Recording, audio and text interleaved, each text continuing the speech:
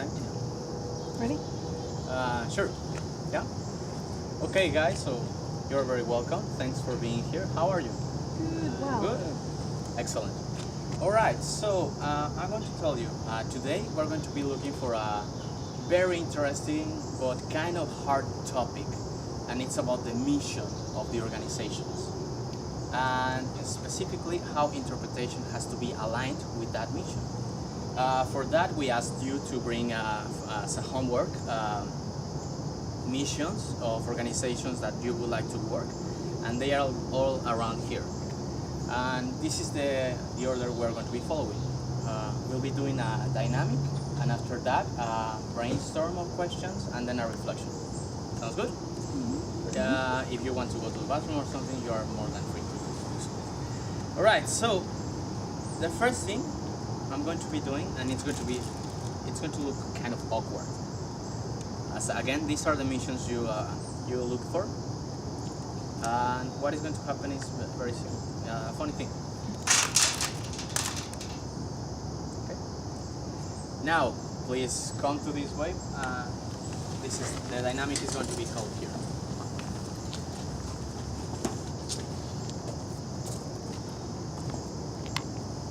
So. This is the playground area, all the green space.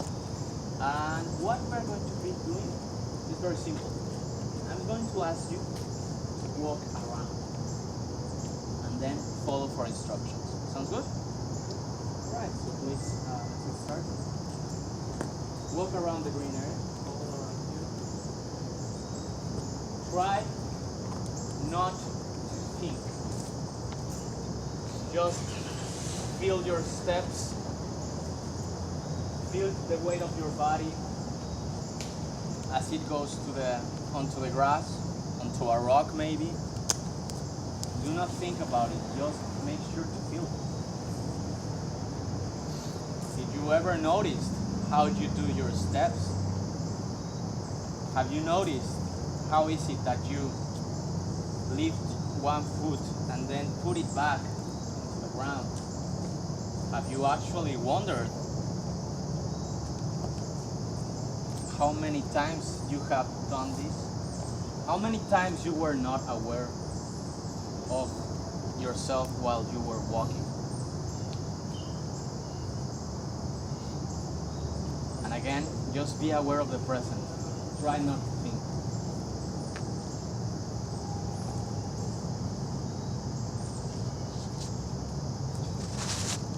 Okay, now please pay attention. Guys, over here. Now, please, I'm going to ask you to form a line. Okay, and now what is going to happen is that you're going to be walking, but in a straight line. And Yvette is going to be leading, and you have to follow her.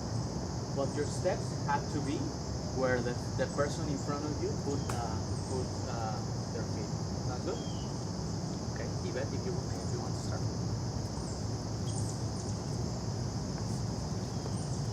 Remember, your feet have to be where the other person stepped.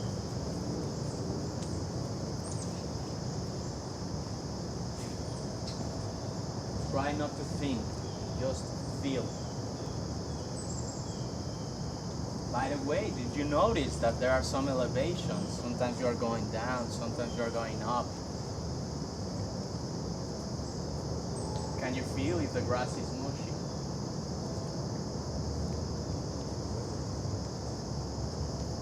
Okay, now Yvette, please go to the end of the line, and then it's your turn to lead.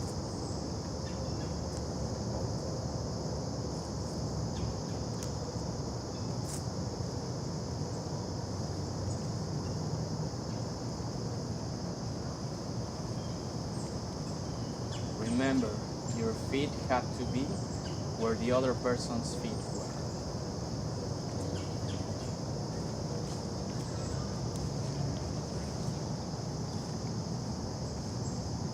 Okay. Dan, can you move to the end? And please, Homer, your time to lead.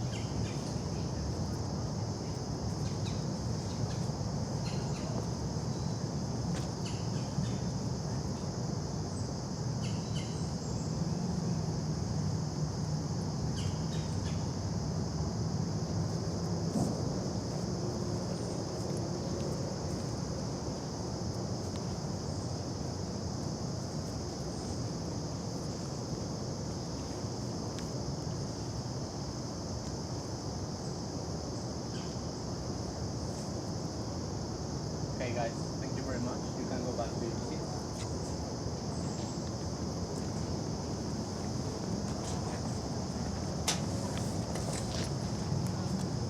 Too close. That's too close.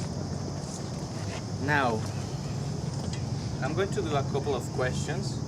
If you agree with that, please let me know by raising your hands. Who felt that it was easier to walk when you were doing it on your own, like by yourselves? Who felt it was really, really hard to walk following the line? Okay. Now, Susan, you did not lift your hand right now. Why you did not feel it was hard to follow the line? It was harder than walking by myself, but I didn't think it was difficult per se. Okay. Maria, would you like to share why do you think it was harder to follow the line? Because you have to be watching what other people are doing, and I don't really like that. I prefer walking independently and doing things independently. Okay, that's a very good observation. Now, who actually felt that they were walking or they were kind of aligned with something? No one? Did you feel that following this line had a meaning or something like that? No? I began to by the end. Why did you feel that? Because I was entranced by the moss landscape around me and all the little features to it. They're very small, the different types of moss, the leaves that had fallen onto the moss, the acorns. Okay. So I wanted to take a route that enjoyed all those little features. Nice, yeah. Now, who felt that there was some sort of organization? Or actually, did you felt that there was some sort of synchronization at the end while you were doing the line? Like a pattern? Like a pattern. Not a pattern. That there was actually an organization. Like, oh, we are all of us are lifting the feet at the same time, or some sort of organization. Not really. I think because we were changing leaders, it kept sort of changing a little bit. I think if we had done that the whole time with one leader, we might have gotten into that, but I didn't feel like I got into a rhythm at all. Okay, that's a very interesting observation. Now, establishing an organization's mission, it's really, really hard. And to live by it, it's even harder. A lot of times we find missions, the ones you brought, and they tell you what they do, why they exist, why they are here. They also tell you what kind of market they are focused on, and where is the landscape or the place where they are doing their work, right? And a very interesting thing is that they do not consider one very important thing, and it's the fact that they are built in relationships. And that's very interesting, and we're going to be going forward to that. Over here, you have in your National Association manual, you have this drawing that says organization sets a priority and it has a mission and it's driven and it has a purpose and all that kind of stuff I already told you. The thing is that most of the organizations are doing this, all of them, and they can tell you, we're going to be saving the world and we are very inspirational. But they forget about this thing, about these relationships. Now, have you ever wondered or have you thought about switching your mind to think of organizations as living beings? And that's quite extraordinary. Imagine, for example, this tree. It has a huge alignment within itself. All the cells of this tree are aligned for a purpose, and that is for the tree to grow and to live and to be aligned with life. This is interesting. Again, what I did here, you have all these missions, and imagine each one of these markers is a person. Each person has dreams. Each person has its own purpose in life. And I'm not saying that we are going to manipulate that. I'm saying we can facilitate the process so we can align all these persons to one mission, to one purpose. And that's very important. And it's powerful when we understand that. Now imagine this as the trunk of that tree. It has a purpose. It can create the conditions for life. What I have here, I'm going to show it to you at the end of the talk if you want. These are the life patterns that have been described in several ecosystems, and all ecosystems share all this. And in the very center it says, life creates conditions so life can strive. Now, again, this tree has its purpose, but it's not doing it by itself. It creates relationships with all its environment. And actually, have you ever wondered if it can create a connection with the tree over there or the tree over there? The squirrels that come here, everything is connected. Everything over here is aligned so life can appear and keep itself. Now, as I told you, organizations are made by people, and we have to align those persons. But what happens if we are in an organization and we are not aligned with that mission? Are we following who we are? Are we struggling? Are we going in a line with life itself? Or we have to go backwards? We have to think about these things. Do we fluctuate with life? Imagine the idea of the line is that it's so you can imagine kind of how life is, how you're walking. And after all, it's going to continue. We're going to pass. We're just one step. A very important person in my life told me our actions are our manifestation of ourselves in life itself. So what does this have to do with interpretation? It's very important to have interpretation aligned with the mission of an organization, because when we are doing interpretation, we are looking forward to create relationships. And a lot of times we think we can do connections with people and the resource. But have you ever wondered the difference between connection and relationship? When we make a connection, it's everything from one side to the other. And I'm pretty sure that you have gone to a place that you want to take people over there because it's extraordinary. And people goes there and, oh yeah, this place actually charged me with energy. Yes, but what did you do for that place? That changes a lot, right? Because you are taking only from that place. One of the ultimate goals in interpretation is create those relationships. How is this person actually going to help? How it's going to give to that place? And after that, we can start imagining a lot of thinking about if conservation or restoration actually works. That's another story. But I think these are very huge and important things that we have to consider. First, the mission of the organizations. Are they being done so they can fluctuate with life? Are they aligned with life? And of course, are we ourselves aligned with that organization? Are we aligned with that life? Because that is going to be the cornerstone so we can do a good interpretation and good relationships with people. I forgot the name of the person, but this person said, life is not a problem that has to be solved. It's a reality that has to be experienced. And the best experience is through interpretation. Thank you very much. And now I have something here for you. And it's going to set the principle of the next talk.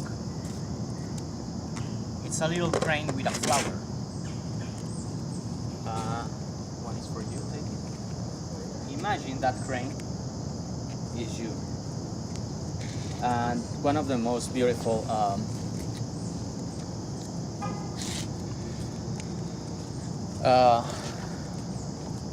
concepts of sustainability I've heard, it says, sustainability is the possibility for humans and life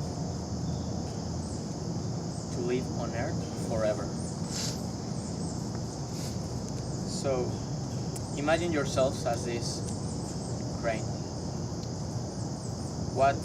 How every folding is going to be aligned so you can be yourself, create something beautiful. And after all that alignment is done, you can just open your wings and fly. Thank you very much. Do you have any questions? You make it fly. Now again, that's part of the next talk. Oh.